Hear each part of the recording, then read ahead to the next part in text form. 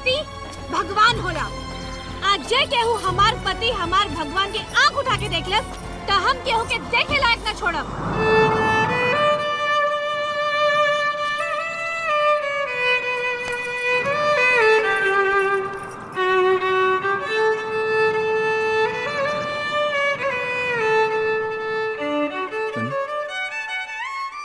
भैया ई रनिया हमके धोखे से मार दिलस। ई साली के हम छोड़ब ना। अखिया में पेल दे बेकारे। ठीक से लगाओ।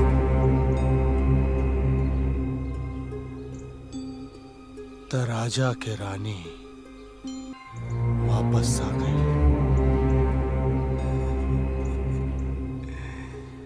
ए बच्चा,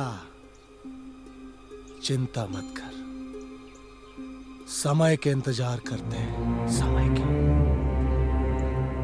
बल्ली ठाकुर के जवाब ओकनी की आवाज हमेशा ला बंद कर दी। जैसे रनिया अपना रजवा के ना भूल पौलस, ऐसा ही बल्ली ठाकुर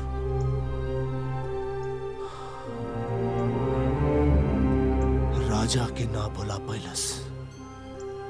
बस राजा, मत ले इतना इम्तिहान कि हम टूट जाएं। हम जानता नहीं कि तोहर गुनेगार हम हैं।